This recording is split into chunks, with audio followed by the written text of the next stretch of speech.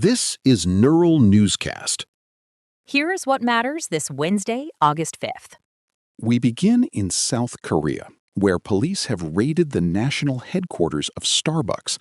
The investigation follows a marketing campaign that sparked a nationwide boycott. The controversy centers on a coffee tumbler promotion called Tank Day, which was released on the anniversary of the 1980 Gwangju Uprising.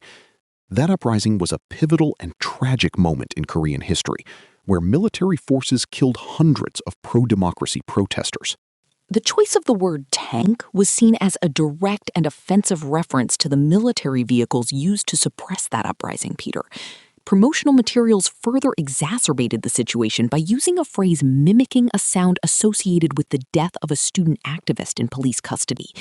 While parent company Shinsegae Group claims the planning team was unaware of the historical connection, the fallout has already resulted in the chief executive's termination and a significant hit to sales in one of the brand's most critical international markets. The situation has escalated into a national political debate, Hannah, with government officials backing the boycott, while opposition leaders use Starbucks cups as symbols of dissent. Police are now investigating whether the campaign constitutes criminal defamation of the victims of the military dictatorship. It's a charge that reflects how deeply this incident has touched national trauma in South Korea. Starbucks Korea has since closed stores for mandatory history lessons for its staff and issued several apologies. However, the presence of the brand in right-wing rallies and the ongoing criminal probe suggest the controversy will not be resolved quickly. This raid marks a rare instance of a global retail giant facing criminal investigation over historical insensitivity and marketing errors in the region. In other news, authorities in California have arrested a 38-year-old man at a golf course in Rancho Palos Verdes. He was reportedly seen monitoring security preparations ahead of a major fundraiser.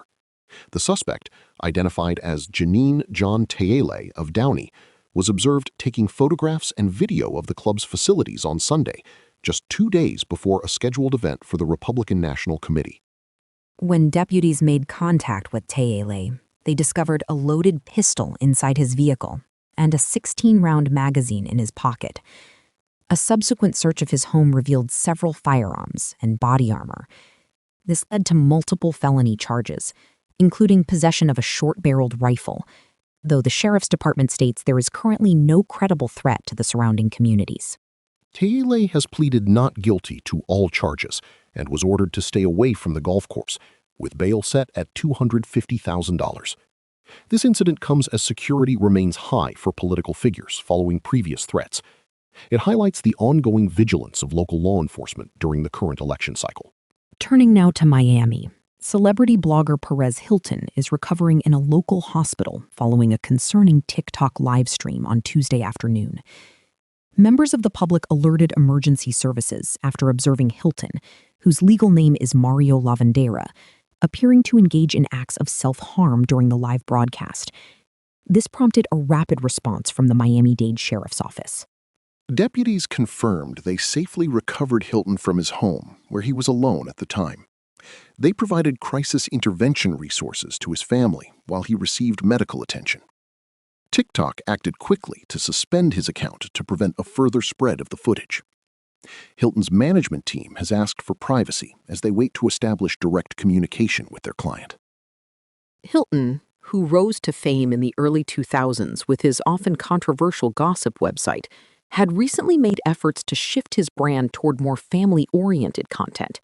His memoir and recent social media presence focused on his role as a father and his regrets over earlier commentary. This sudden crisis has become a significant point of concern for his followers and colleagues alike. Next, we move to the latest results from primary elections in Michigan. Progressive candidate Lawrence has clinched a victory in a closely watched House primary. Lawrence will now move forward to challenge Republican incumbent Barrett in the general election, a race expected to be a key battleground for control of the House this November. In Kansas, the Democratic primary for the governorship also reached a conclusion, with Holscher defeating a rival who had been backed by the state's current executive leadership. These results suggest a shifting dynamic within state parties. Voters in both Michigan and Kansas appear to be favoring candidates who distance themselves from established endorsements in favor of more independent platforms. Meanwhile, in Tennessee, the governor has notably bucked recent trends by endorsing an opponent against an incumbent representative. Analysts suggest these internal fractures may signal a more competitive and unpredictable general election season than originally anticipated, as local leaders assert more independence from national party directions. The primary season is far from over, and these outcomes will likely influence campaign strategies as parties refine their messaging for the fall.